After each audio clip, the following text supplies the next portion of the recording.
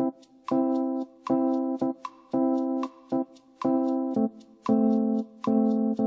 what's up everybody? ESAM here bringing you another video. This one going to be my tournament wrap-up for Big House 7, which was in Detroit, Michigan. It was a 3-day event, and it had some good stuff and some bad stuff, but let us just get into the bracket and then I will talk about everything about that afterwards.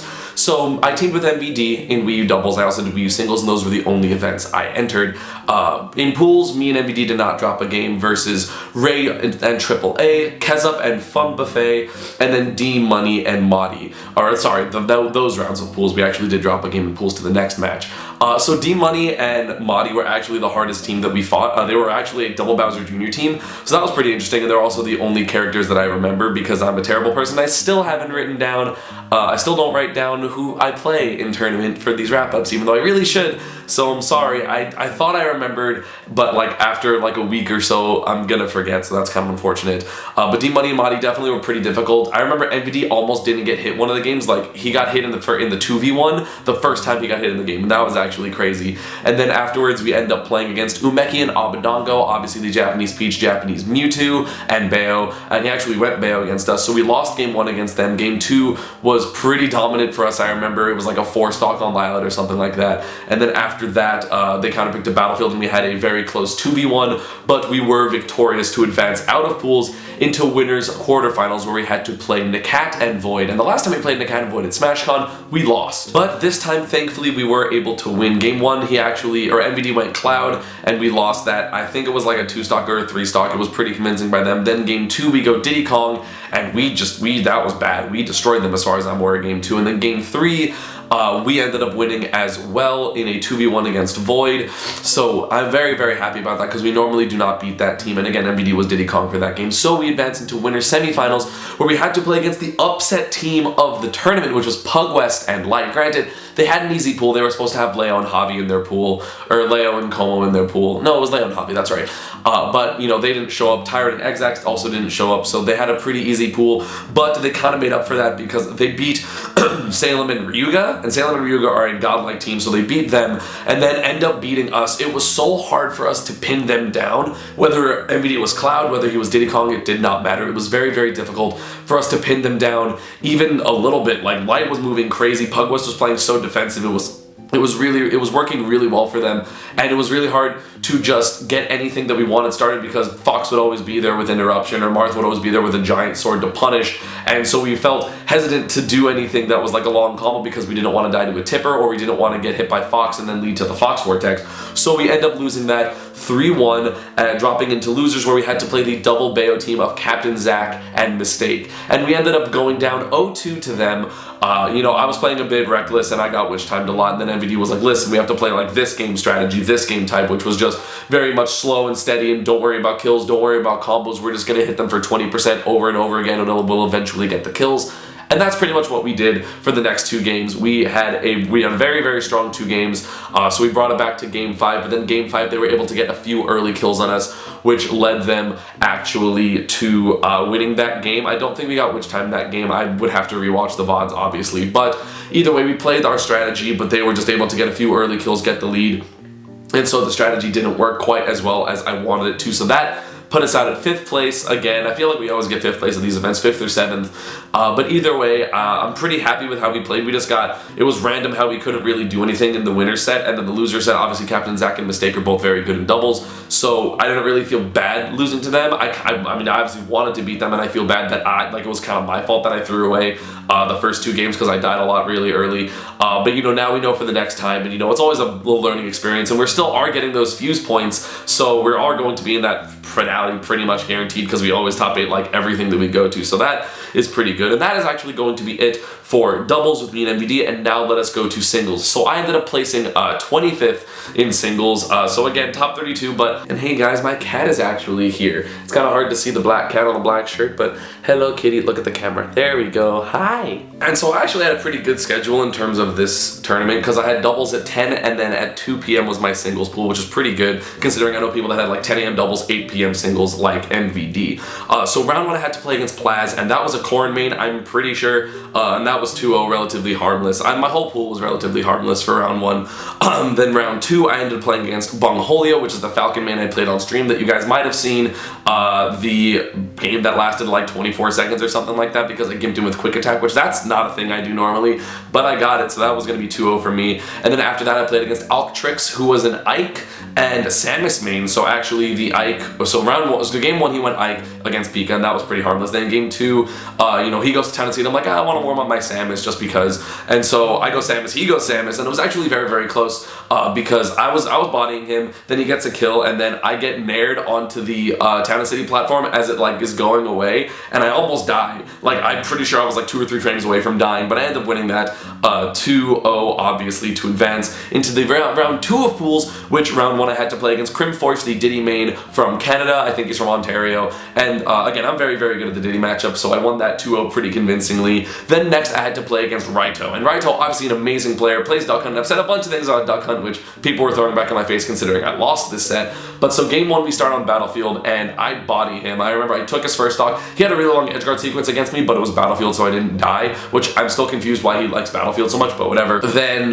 you know, game 2 he goes to Smashville, and from the very beginning of this game, I just started thinking about literally everything that wasn't the game, thinking about how close I was to top 10, thinking about how if I lost this, I might have to play MVD because MVD hadn't played his pool yet. So, you know, if he lost to Abadongo, I would have to play that person, and so obviously I would have to play MVD for 25th, and I really didn't want that, so I really need to win this. And then also how close I was to top 10, and how much I didn't want to lose to Duck Hunt because of all the things I've said about Duck Hunt and how Twitter is, and they're gonna throw everything back in my face. And then suddenly game 2 was over, and I'm like, oh, I wasn't really paying attention to any of that at all. And then game 3 I was thinking, man, I really need to stop thinking about all these other things that aren't the game because I'm not focusing on the game. And against Duck Hunt specifically, you really have to be thinking about the game, and then I was down a stock, and I'm like, oh shit, what's happening? So like, I don't know what it was. Like, this is the first time I've ever felt like outside pressure because of outside circumstances. Like, I've never, you know, I've never like looked towards like, I need to be good on the PGR. But the fact that I'm this close to top 10 kind of messed with me. Because, you know, if I did well here, I was more than likely, at least I was super in the running for top 10, and I said that a few videos ago, but obviously with my lackluster performance here, I do believe that is out of the realm of possibility unless I like win like an A tier or an S tier or something like that. So that was kind of unfortunate, but again, Raito really good, not downplaying his victory at all. He had 3 pages of notes on me, absolutely fantastic player, but I do feel like I messed up a lot, and I was not paying attention enough to his habits and anything he was doing, so that kind of hurts, especially against the Duck Hunt where you really need to be taking like note of the defensive habits, even like their landing aerial habits. Like, I was getting hit by so many like landing forwarders, landing backers that I knew were coming just because I wasn't paying enough attention, and I misspaced against Can a lot. I was like trying to hit it in the air, and I shouldn't have, or I should have been up airing it instead of neutral airing it, and I would get hit for it. Like, I took so much unnecessary damage, and unnecessary damage versus Duck Hunt is really, really bad. So I drop into losers where I had to play Alexiao, the French Greninja main. And this was an incredibly close set. And by incredibly close, I mean I should have lost. So game 1, he bodied me as far as I'm aware. I'm pretty sure he 2-stocked me, or like 1-stock very, very low percent on Smashville. I counterpicked to Battlefield. He takes first stock very convincingly. He's at like 100%, or sorry, I'm at like 100% when I finally get the first kill. I fall out of a down tilt up smash because I SDI'd up, so the second hit actually missed me. So I was like, okay, well that's from the grace of God. Then on the platform, I like land with a back air, and I like outspace, and he goes whiff grab, tries to dash grab, and whiffs again, and I think that was because I was short. I'm not exactly sure. But so I'm like, and at that point I was like 140 on the platform, like I would have died from up throw. And then I make this ridiculous comeback where I just string a bunch of things, I read his landings, I do all this type of stuff, and I end up winning that game with an up throw thunder at like 85% at the edge. So that, you know, I knew after that I was going to win the set because there's no way you can lose that type of game and be okay the next game. You know, similar to me versus Zero, you know, game 2, where I should have won. I was up like a stock and like 100%, and I ended up losing that game. You know, game 3 was a throwaway pretty much, and then game 4 ended up being close again. But so after that, I'm like, I know I'm going to win because I know he's not okay, because he literally lost and just went like, because his hands were shaking obviously because he like could have won. He was just like, and I felt so bad. I told him like, yo, take a breath, take a little bit of time, and he did. But game 3, I pretty much, I also stopped getting hit by Greninja things. Like, I stopped just blatantly running into neutral air, and I was able to, read his grabs a decent amount. And so I ended up 2-stocking him to advance from my pool. But Alexiao, an absolutely fantastic player, definitely overslept on. It's so hard to be one of these breakout people at tournaments because they have like hard ass brackets, because it's like, oh well, you lost to Zero and Captain Zach won tournament for 25th. Why would I give you a good seed when you didn't beat anyone good? And so they get like continuously hard pools. Like, he lost to Salem in winners, which like that's not really his fault. Like, he lost to Salem and me for 33rd, and that's like a really hard bracket considering me and Salem. Salem obviously like a top 5 player at the current moment. Me obviously a top 15 player at the current moment. That is a really, really hard bracket for 33rd, so I kind of feel bad for the guy. But again, absolutely fantastic player. Please give him some respect. And then after that, I lost to Abadongo in the round of 32 because while we had to wake up at 10 a.m. for some reason, so I ended up losing to Abadongo 3-1. Every game was close. I won game 1 very close, he won game 2 very close. Game 3, I'm actually pretty sad because I read a short hop air dodge backwards and I'm like, okay, cool, up smash. And I'm pretty sure he forwarded me like the frame before up smash hitbox came out, and even if we traded, he would have died first because we were like all the way across stage. So that was kind of unfortunate. And then game 4 was again very close. I actually had a read on the platform that he was going to like land on it, and I forward smashed it, and I was down by a decent amount. But he landed with forward air instead of air dodge, so his landing animation was like way far forward. So like I hit him with the beginning of forward smash instead of, if he landed with air dodge, he would have landed like this, or like whatever Mewtwo's landing animation is, where he just kind of like lands like this. And then I would have hit him with the sweet spot forward smash and he would have died. So that was kind of unfortunate, but he did end up winning that 3-1. I'm 0-3 versus Abadongo, but Abadongo still, even with his like slump, is still an amazing player, and his Mewtwo is definitely his most comfortable character. So any matchup that he can play Mewtwo in is obviously going to be better for him than the ones he would have to play like Diddy or Meta Knight or something, or rather Bayo or Meta Knight or something like that. So that is going to be it for my round, but this tournament was the upset city. You had Mars getting top 2, you had Cosmos in top 8, you had MVD in top 8. MVD played so well. He beat Abba, he beat Abba, he beat Tweak, which is the first time he's ever beat a top Cloud main, and he beat Mr. R, and I'm so proud of him. I'm so happy he did so well, and you guys probably saw like a bunch of my Twitter support for him. And yeah, so the tournament overall was very okay from the Wii U side. Like, I don't know what it is,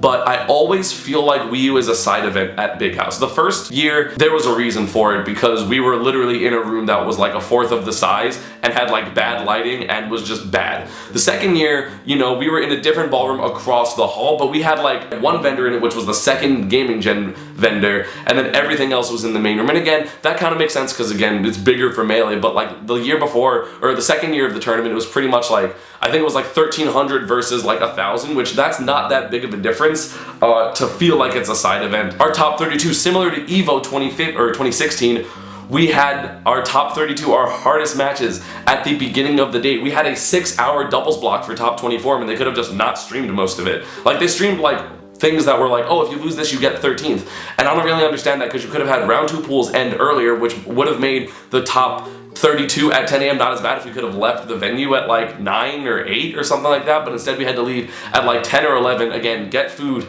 go to sleep, wake up really early, be warmed up, and that's very, very difficult to do when, you have to be mentally acute for like 10, 12 hours. It's kind of hard to just like turn that off and go to sleep. So I really was not a fan of the schedule. I was a fan of the arcades, the arcade and rhythm games though. I really like rhythm games. They're really, really fun to play, so it was kind of nice to have them. It's similar to what they had at SmashCon, although obviously a lesser number. But the matches overall were good. The schedule was bad. The venue itself was very gloom and very like gray, which isn't really their fault, but also the combination that the venue was super, super cold made it just not very inviting. I wasn't really a fan of the layout of this tournament. I wasn't really a fan of, again, how it felt like a side event based on the scheduling, based on, obviously if we have 800 less people, I'm not like saying like, oh, well, everything should be equal and we should have the later top 8. Like, I'm not extending that far to say that. But I don't know, I feel like Big House, at least in the tournament, in tournaments this year that have overall been amazing for Smash 4. We have all the sagas, which are obviously amazing. We had Frostbite, we had CEO, which was amazing for the Smash 4 side. We had EVO, which was amazing for the Smash 4 side. We have SmashCon, we have Shine. Shine's a perfect example of, we had way less people than the Melee side, but we did not feel like it was a side event. But Big House has and always, I feel like, will feel like a side event, and obviously we're treating it like a side event because, people are opting to go to the Saga, people are opting to go, or to the Fire Emblem Saga, people are opting to go to Shine over it, or GTX over it, because GTX was last week, and GTX, again, an amazing event that, like, I don't know, I feel like there's something missing about Big House in terms of the Smash 4 side, and I cannot put my finger on it, but I don't know, I feel like there's something missing and I do not know what it is, but I'm sure if we like put all the Smash 4 minds together, we can tell, like, besides the scheduling, which the schedule was bad from both sides, to be fair, like I had a lot of Melee people complaining about the schedule as well, you know, there has to be something I feel like that it's missing, that I feel like all the top players could really like come and like help Rob or Juggle Guy out, so to make it feel less like a side event next year. And yeah, that is going to be about it for this one. I hope you all enjoyed. As always, social media, Panda and Parna stuff is down below, and again, as I promised, I am not uploading a single video until after this, until the next part of my Pikachu guide is out, which is the combo guide, which should be out sometime next week because I'm not doing anything this weekend, so I have a bunch of time to edit and to record extra stuff because I keep learning new things. And yeah, we'll see you all next time. Oh, bye-bye.